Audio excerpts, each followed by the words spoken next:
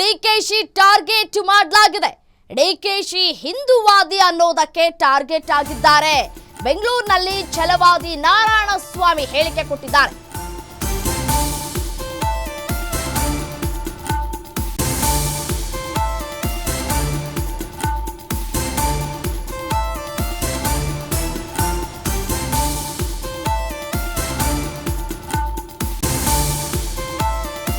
ಬೆಂಗಳೂರಿನಲ್ಲಿ ಛಲವಾದಿ ನಾರಾಯಣಸ್ವಾಮಿ ಹೇಳಿಕೆಯನ್ನು ಕೊಟ್ಟಿದ್ದಾರೆ. ಡಿಕೆಶಿ ಹಿಂದೂವಾದಿ ಅನ್ನೋದಕ್ಕೆ ಟಾರ್ಗೆಟ್ ಆಗ್ತಾ ಇದ್ದಾರೆ.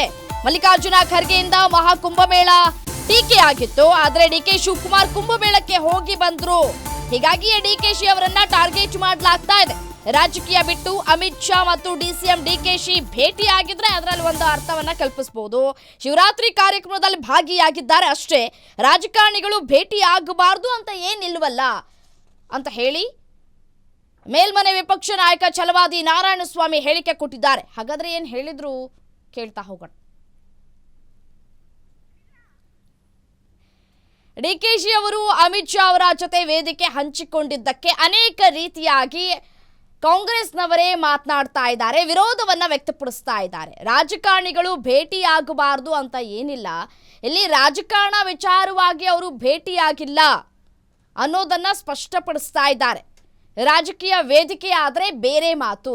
ಸರಿ ಆಯಿತು, ಇದು ರಾಜಕೀಯ ವೇದಿಕೆ, ಹಾಗಾಗಿ ಇಬ್ಬರು ನಾಯಕರು ಭೇಟಿಯಾಗಿರೋದು ಎಷ್ಟರ ಮಟ್ಟಿಗೆ ಸರಿ, ವೇದಿಕೆ ಹಂಚಿಕೆ ಮಾಡ್ಕೊಂಡಿರೋದು ಎಷ್ಟರ ಮಟ್ಟಿಗೆ ಸರಿ ಅನ್ನುವಂತಹ ಪ್ರಶ್ನೆಗಳು ಉದ್ಭವ ಆಗತ್ತೆ, ಒಂದಷ್ಟು ಚರ್ಚೆಗಳು ಕೂಡ ಆಗುತ್ತೆ. ಆದರೆ ಇದು ರಾಜಕೀಯ ವೇದಿಕೆ ಅಲ್ಲ. ಸೊ ಹಾಗಾಗಿ ಭೇಟಿಯಾಗಿರೋದ್ರಲ್ಲಿ ಏನು ತಪ್ಪು ಅನ್ನುವಂತಹ ವಿಚಾರವನ್ನು ಅವರು ಕೂಡ ಪ್ರಸ್ತಾಪ ಮಾಡಿದ್ದಾರೆ. ಡಿಕೆಶಿ ಹಿಂದೂವಾದಿ ಅನ್ನೋದಕ್ಕೇನೆ ಇದೀಗ ಅವರು ಟಾರ್ಗೆಟ್ ಆಗ್ತಾ ಇದ್ದಾರೆ. ಎಐಸಿಸಿ ಅಧ್ಯಕ್ಷ ಮಲ್ಲಿಕಾರ್ಜುನ ಖರ್ಗೆ ಅವರು ಕುಂಭಮೇಳಕ್ಕೆ ವಿರೋಧವನ್ನು ವ್ಯಕ್ತಪಡಿಸಿದ್ರು. ಆದರೆ ಡಿಕೆ ಶಿವಕುಮಾರ್ ಕುಂಭಮೇಳಕ್ಕೆ ತೆರಳಿ ಸ್ನಾನ ಮಾಡಿ ಬಂದಿದ್ರು ಅಲ್ಲಿ. ಸೊ ಹಾಗಾಗಿ ಅದಕ್ಕೆ ತಿರುಗೇಟು ಕೊಡುವಂತಹ ಕೆಲಸವನ್ನ ಮಾಡಿದ್ದಾರೆ ಅಂತ ಹೇಳಿ ಇದೀಗ ಬಿಜೆಪಿ ಹೇಳ್ತಾ ಇರುವಂಥದ್ದು.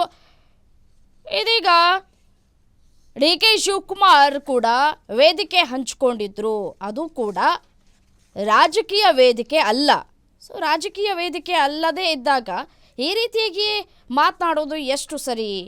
ಇಶಾ ಫೌಂಡೇಶನ್ ಕಾರ್ಯಕ್ರಮದಲ್ಲಿ ಡಿಕೆಶಿ ಭಾಗವಹಿಸಿದ್ದೇ ತಪ್ಪಾಗೋಯ್ತಾ ಅನ್ನುವಂತಹ ಪ್ರಶ್ನೆ ಮಾಡ್ತಾ ಇದ್ದಾರೆ.